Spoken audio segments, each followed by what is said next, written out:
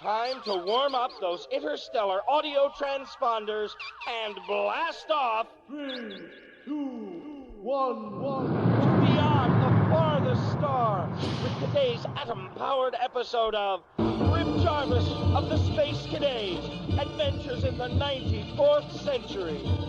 The year is 5426 AD. The Space Cadets are guardians of space law and stellar justice, whose motto is...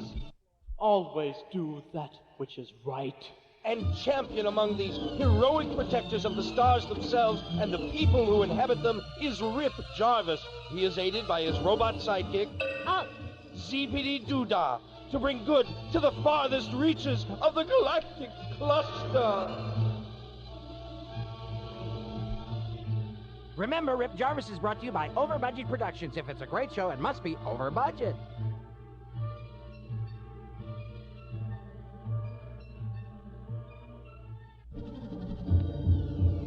Today's episode, Chapter 46, The Captives of Villainy. The story so far. As you recall from last time, Rip and Doodah had been captured by the insidious and diabolical Dr. Morpheus G. Blaggett while they were attempting to free Princess Cumley of the planet Pelquertu and her handmaiden Esther Paragon from the villain's vile clutches. Now the heroic pair are securely taped to the exhausts of a mighty rocket about to be hurtled into the very vitals of the sun. Let's listen as Rip says... We're really in it this time, Doodah. Rip, I'm afraid.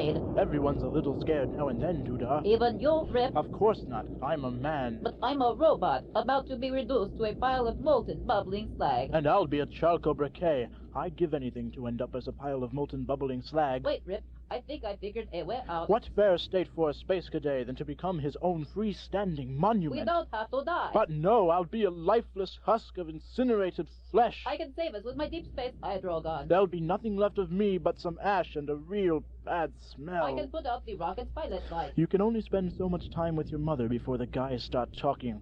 Wait, Doodah, I've just come up with something. See that pilot light up there? Yeah. You remember your deep space hydro gun? Ditto. Now, try to follow me on this. If you use it to put that pilot light out. I'll try.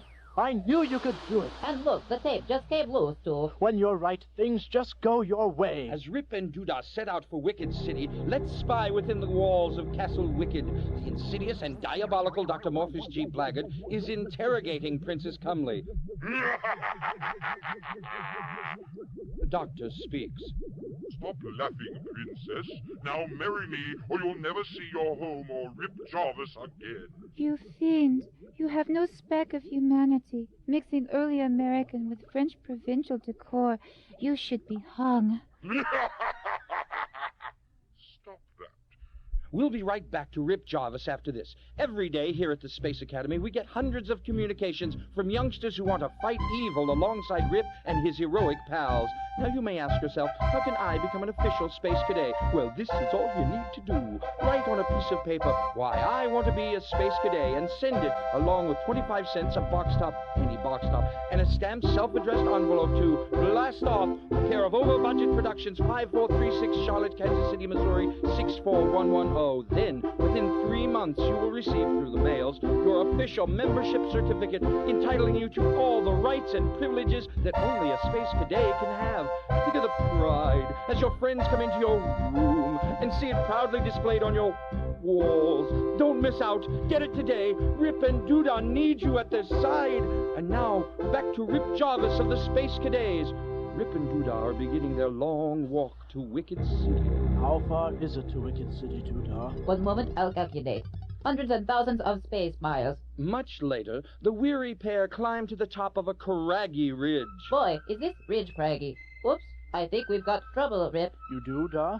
Approaching from the distance are the horrible, mutated minions of the insidious... And diabolical. Dr. Blaggard. Yes, the dreaded many-headed Quai. How can you tell it's the dreaded many-headed Quai? Just listen.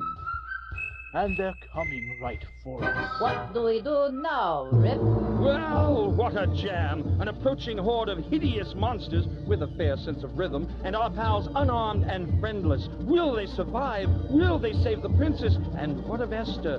Tune in next time for Chapter 56, 4,000 heads are better than one, on Rip Jarvis of the Space Cadets!